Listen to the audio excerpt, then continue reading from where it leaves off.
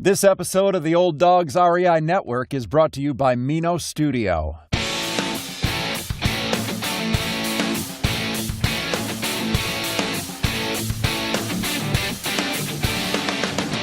Welcome to the Old Dogs REI Network, where cash flow is king. Real estate investing, the means, so you can enjoy your retirement dreams. This is the show where we cut right to the chase. No sales pitch, no long monologues, just simple how-to real estate investing advice, so you can earn the passive income you need to enjoy your retirement today.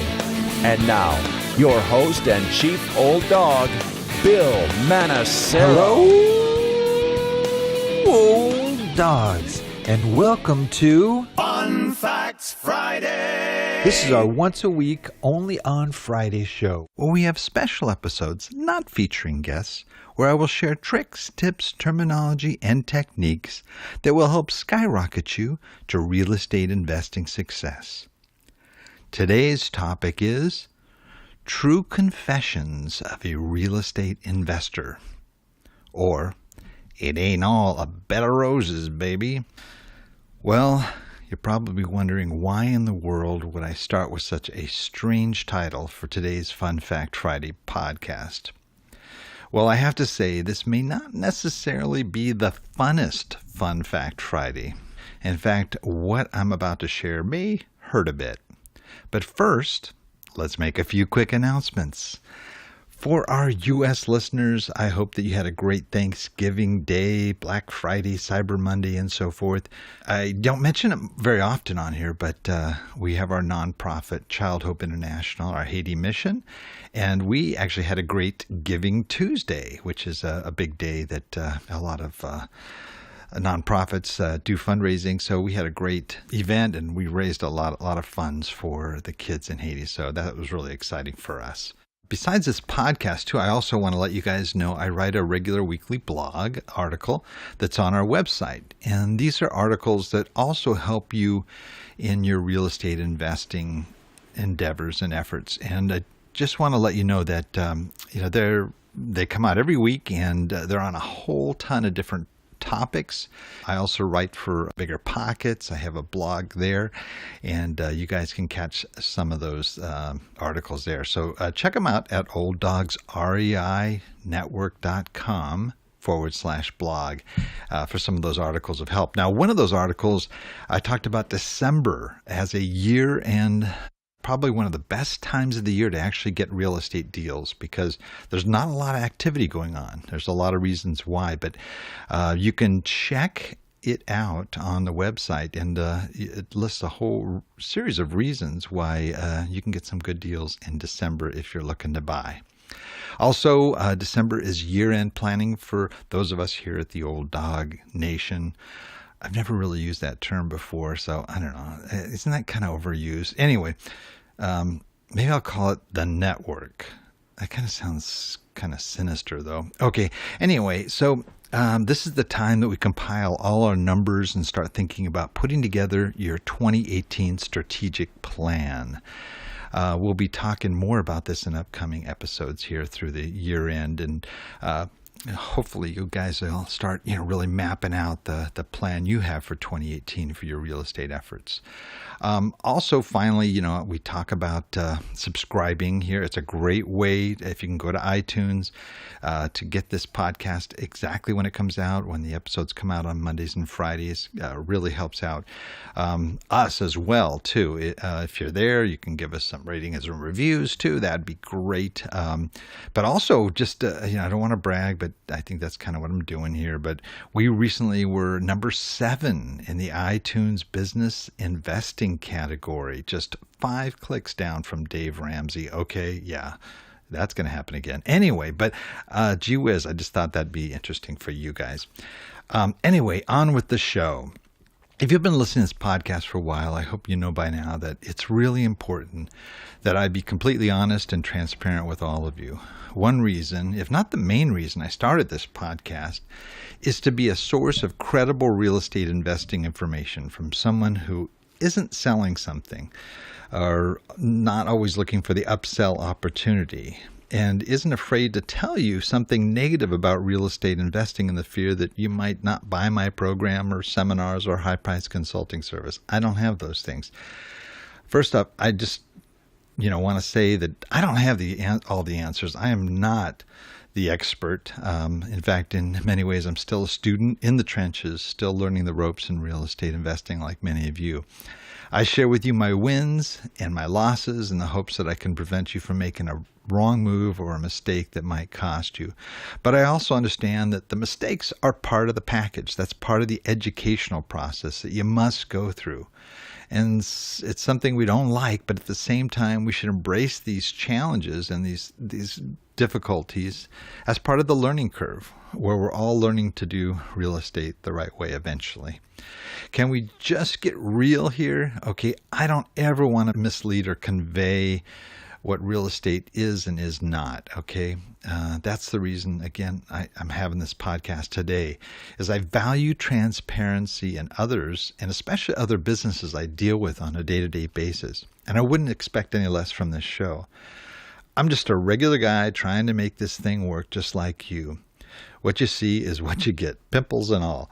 I'll share the wins as well as the losses.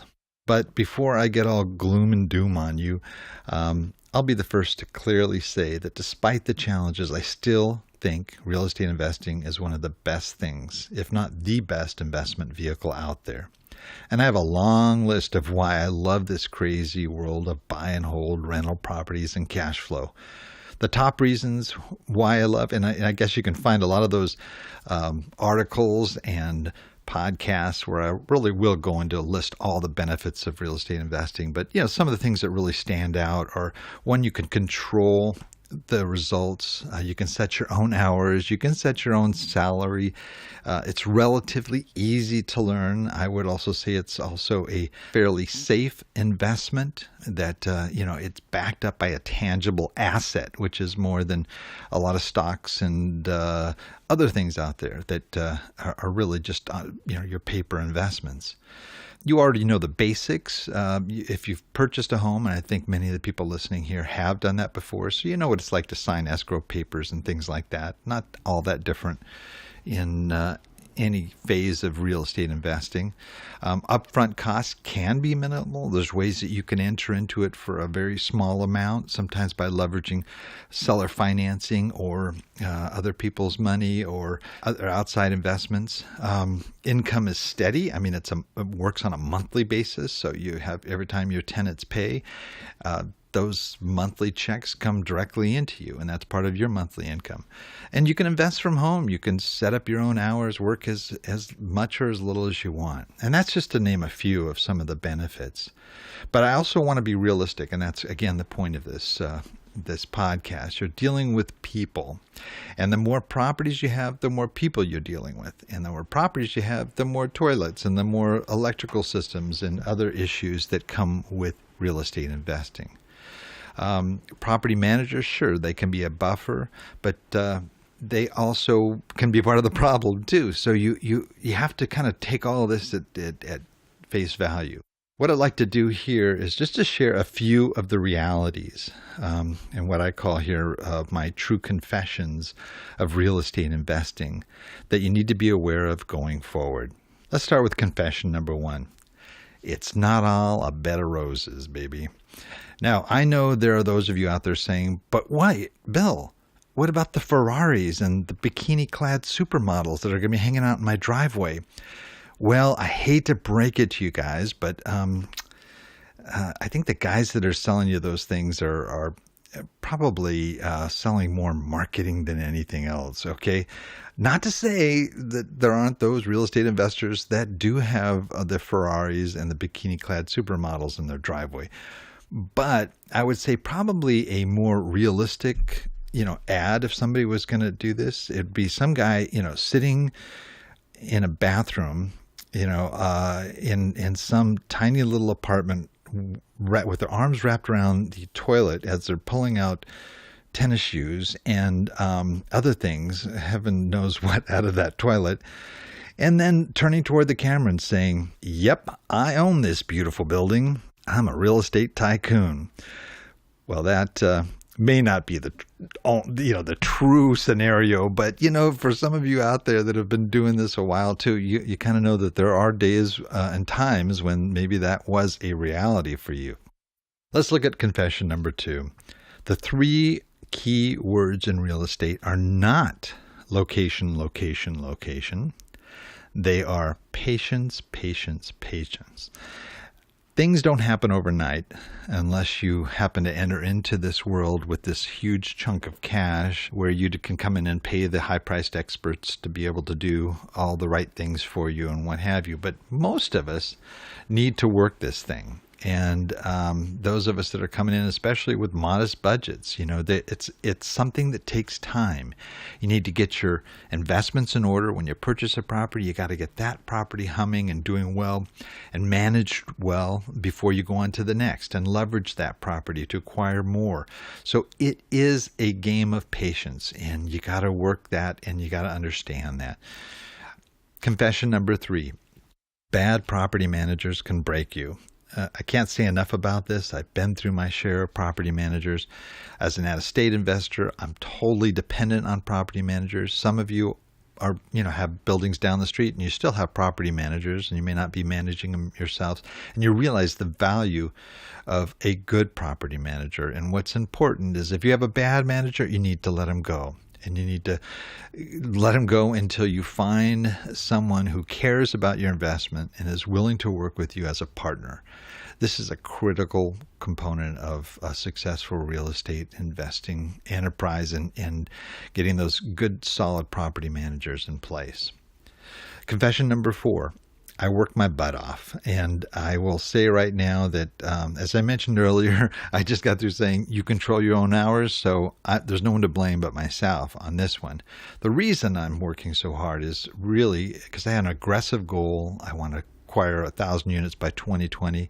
I may be crazy, but that is where I'm set at. With the idea of if I work hard now and I get all this stuff done by 2020, I will hopefully be able to shift into some form of autopilot. And I'll explain that later in future episodes. But the idea of being able to step back and be able to let the properties generate from there with minimal amount of effort and involvement. Confession number 5.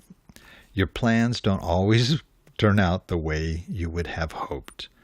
Okay, after that last comment I just made, some of you are probably saying, Bill, yeah, you should listen to this one. Okay, keep in mind, there are always variables that you can't control.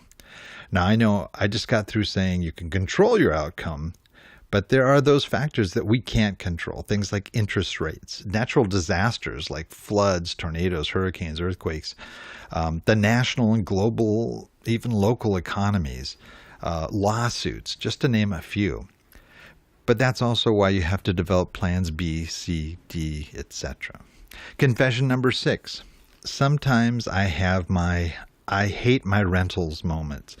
And, that doesn't happen frequently, but when it does, it's like, I'm so sick of evictions and vandalism and theft and tax increases and competitors coming into the area, knocking rents down so that I've got to, adjust to that. I mean, there's all kinds of stuff sometimes that can hit you. But again, that's part of that learning process. Those are learning moments. Confession number 7. The real freedom comes when you have enough properties and income that you can, A, not feel it so hard when a major repair happens, a flood hits, or they close the military base that supplies you with 50% of your tenants. or B, you make enough money that you can hire others to deal with the headaches while you lie back on the beach in Saint-Tropez and autopilot and let them deal with it. Haha, right, Bill. Okay, anyway, the bottom line here is this, and I would recommend this to those listening. How do you deal with those kinds of things? I recently had an episode where we talked about freedom numbers and the goal that you set. This is the amount of money I need to make each month to live comfortably.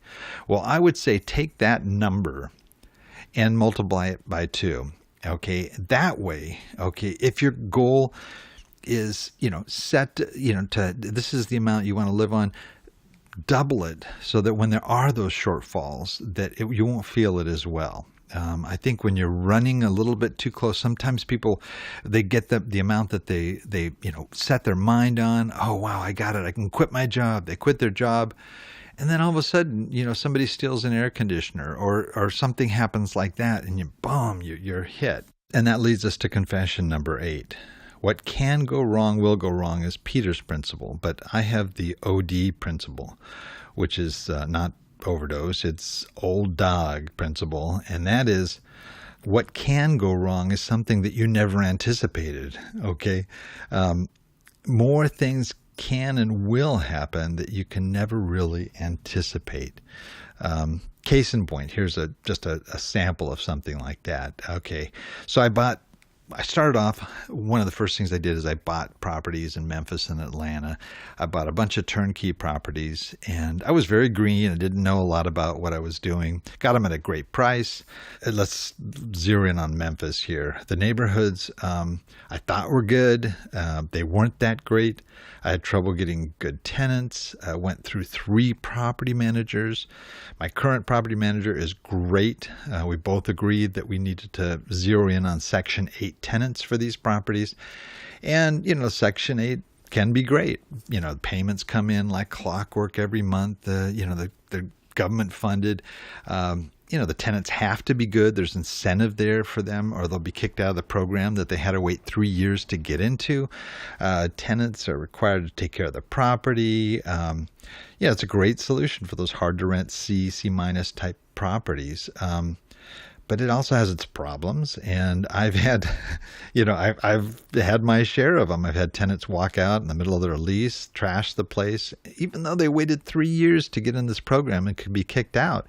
I've had these inspections that come up where they check the property, and I've had to pay thousands of dollars to do improvements to meet the qualifications. So I've had my share, but this latest one really hit me, and I get this notice from my property manager, and it says, the Housing Choice Voucher Program is funded through the federal government's continuing resolution. As a result, there is a potential funding shortfall for the remainder of 2017-2018 operating cycle, which may cause a delay in the U.S. Department of Housing and Urban Development, HUD, providing our Housing Choice Voucher funds.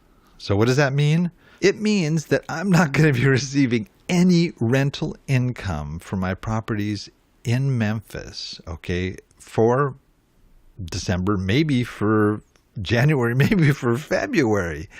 And I can't kick out the tenants as long as they're paying their share of the rent due. So, this is something like, wow, I never would have guessed that this would have happened. So, there are the things like that can happen that can throw you off, and you need to always be prepared. And again, I think some of the other suggestions I made may help you to deal with that. This is going to be fun to deal with. Yeah, right. So confession number 9 here, and this is the last one on my list here, and that is real estate really is the best investment.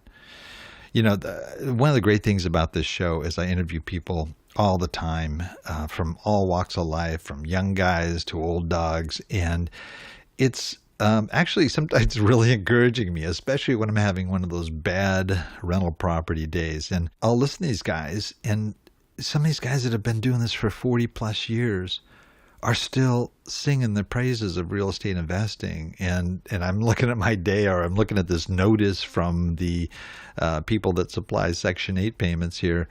And these guys actually kind of encourage me here. I've met people that complained about it, said, hey, I've been there, I've done that, managed properties. They usually buy rentals, they manage it themselves, they get the calls 3 a.m. and all the other stuff, and they just come to hate it and they don't want anything to do with it. But, again, I think it's being wise and looking at the long term. I think the trick is really not, selling your properties all the time. I think, what a lot of investors tend to do is they'll buy, especially with multifamily, they'll buy it, they'll sell it in 3 to 5 years, and then they buy another property, and they keep doing this. And it's like a full-time job. You're like a flipper. And that's fine. Yeah, that's fine for, especially if you're a younger guy, and or gal, and you're trying to, build up your portfolio. But I think there's a certain point where you just gotta stop. And one of my favorite guests we had on is a guy named Samuel Freshman, and he really wrote the book on real estate syndication. And I asked him, I remember, what was the biggest mistake you made? What's your biggest regret, and what have you? And he just looked at me and he said one word: selling. And it really hit me, because I'm, looking at these, turning these properties over and leveraging to move to the next property and so forth. And his big regret was, it was selling. He said, I wish I would have held on to every property I ever bought. And, this is a guy who, would buy a building in downtown LA for $1 million. So this kind of takes you back, many years when you could buy a building for $1 million. You'd buy these old 1920 buildings and he'd sell it a couple months later for $2 million and say, wow, this is great. Look I made this great money. But, the building today is worth $100 million. And so he's kind of like, looking at it. And so now he's still, the guy is in probably his late 80s, comes into work every day in his suit and tie, and he's still loving this. He's still doing it. And he's buying everything now to hold for the long term. And it's awesome to see that. Kind of share that with you because I think at the same time, a lot of times we don't always know what to expect. We do our best and we try to learn this thing as we go along. This is sort of my let's get real confession list for you guys.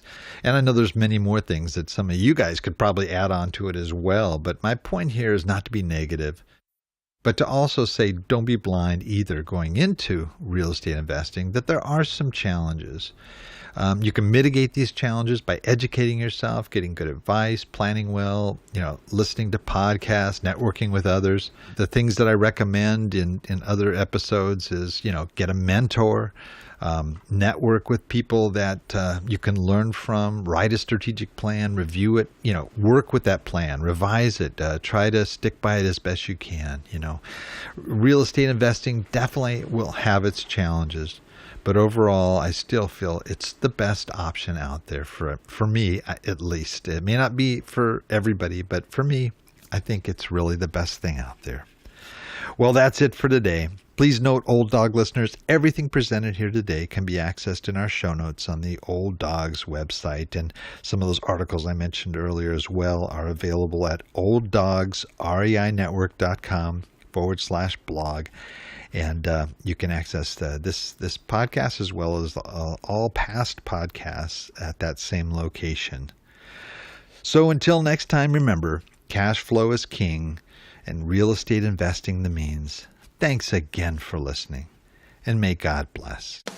Thank you very much for visiting the Old Dogs REI Network. We would greatly appreciate if you would stop by iTunes and let us know what you think of the show.